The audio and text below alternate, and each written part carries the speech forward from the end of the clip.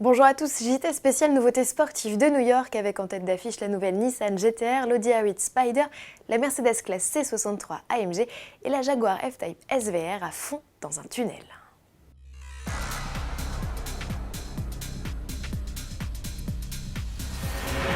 Près de 10 ans que la GT-R existe, une décennie au cours de laquelle la sportive Nissan aura évolué sans jamais se révolutionner. Une tendance qui se confirme à l'occasion du salon de New York, même si, avouons-le, le constructeur a cette fois-ci fait des efforts pour rendre les changements plus visibles.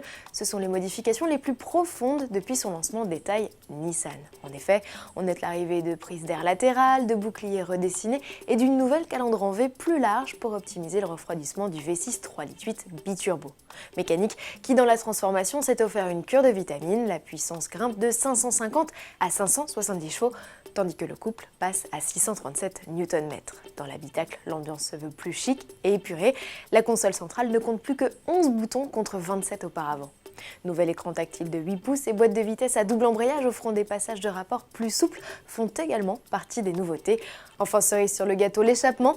Grâce à une ligne en titane à clapet actif, les 4 sorties devraient laisser échapper un son qui n'a jamais été aussi bon, dixit Nissan. Lancement prévu à l'été, tarif 100 000 € minimum. Pas moins cher, la R8 Spider de deuxième génération. À l'occasion du salon de New York et en prévision du retour des beaux jours, Audi a dévoilé son cabriolet. Il est équipé d'une capote en toile comme son aîné, toit qu'il est possible d'ouvrir ou de refermer en 20 secondes jusqu'à une vitesse de 50 km/h.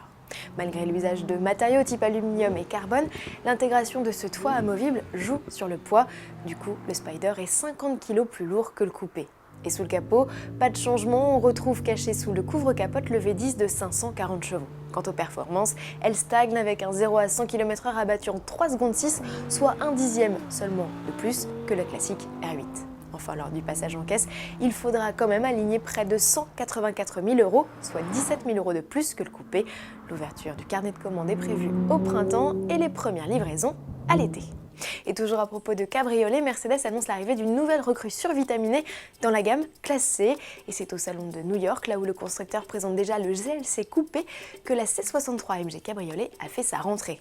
Au menu, un look nettement plus sportif et un gros V8 4 litres biturbo de 476 ou 510 chevaux si vous optez pour la version S. Côté chrono, ça déménage, le 0 à 100 km/h est avalé en respectivement 4 secondes 2 ou 4 secondes 1. Aucun brushing ne leur résistera. Une nouveauté que Mercedes lancera à l'assaut des routes en août. Terminons ce journal avec une dernière nouveauté surexcitée, la Jaguar F-Type SVR. Lancée à l'occasion du salon de Genève en mars dernier, l'Anglaise a profité de sa venue dans les rues de la Grosse Pomme pour se faire remarquer, comme si son look et la sonorité de son V8 de 575 chevaux ne suffisaient pas.